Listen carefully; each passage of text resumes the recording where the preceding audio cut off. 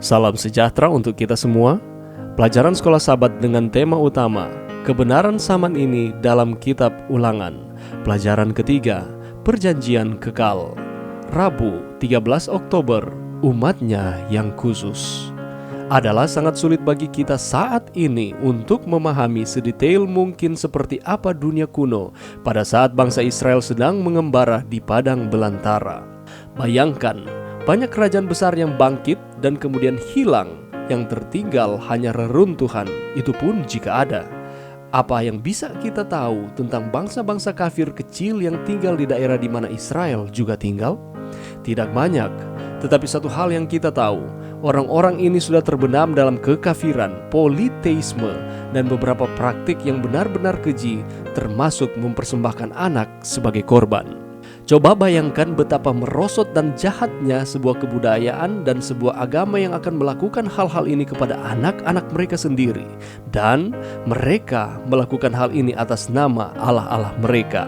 Tidak mengherankan, berulang-ulang sepanjang sejarah bangsa Israel, Tuhan telah memperingatkan umatnya sehubungan dengan mengikuti beberapa praktek dari bangsa-bangsa di sekeliling mereka.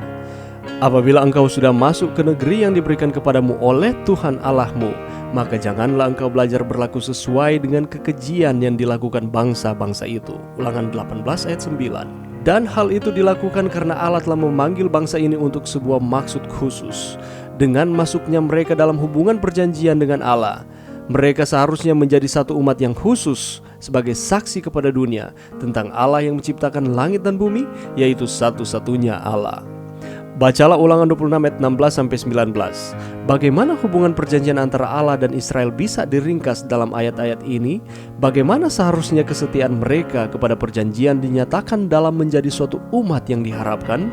Pelajaran apa yang bisa kita ambil juga untuk diri kita sendiri?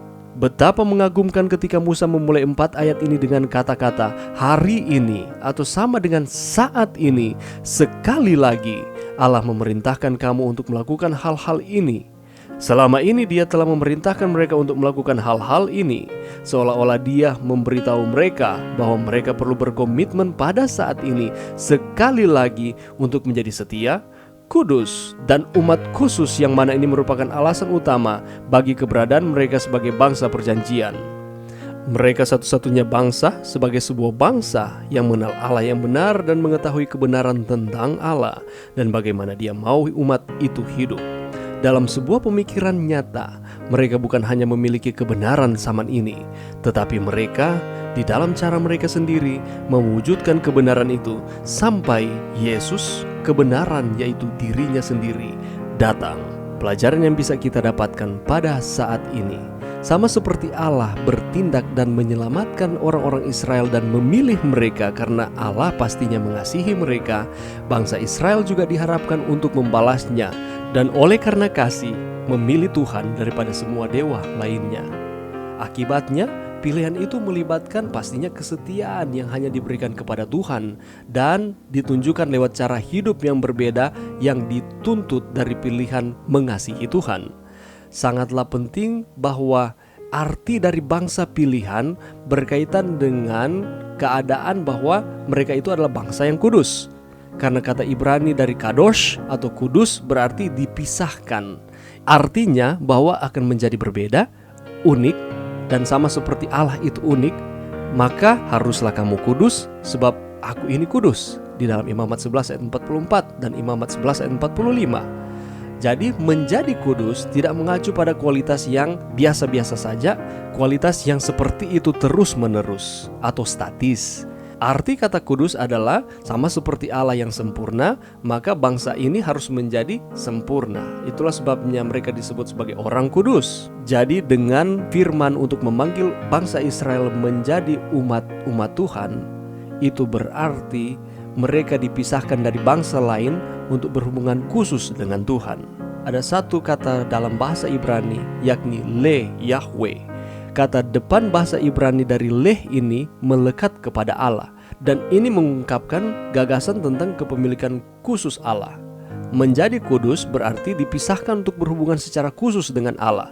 Itulah sebabnya di dalam Ulangan 7 ayat 6 mengatakan, engkaulah umat yang kudus bagi Tuhan Allahmu. Oleh karena itu, menjadi kudus merupakan elemen yang penting di dalam perjanjian yang telah dibuat antara Allah dengan bangsa Israel atau dengan manusia. Dan karena ini bukan bersifat statis atau biasa-biasa saja, maka perjanjian itu dinamis dan selalu hadir serta relevan di setiap zaman. Menjadi kudus bukanlah sesuatu yang kita warisi dari masa lalu karena leluhur atau pendahulu kita, tetapi menjadi kudus adalah tuntutan yang menyangkut masa kini kita yang ada di sini pada hari ini. Itulah sebabnya firman Tuhan yang kita pelajari pada saat ini, pada hari ini, berarti saat ini kita harus menjadi kudus karena kita adalah umat Tuhan. Kebenaran masa kini diulangi lagi dan lagi dalam kitab Ulangan justru karena kita telah dipanggil untuk menjadi umatnya yang istimewa pada hari ini.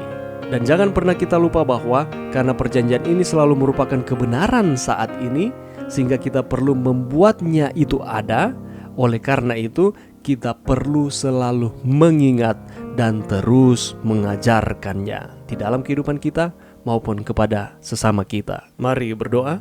Terima kasih Tuhan atas firman-Mu pada saat ini, dan terima kasih oleh karena pada hari ini kami adalah umat-umat Allah sesuai dengan perjanjian yang telah Allah buat dengan manusia. Di dalam nama Yesus, amin.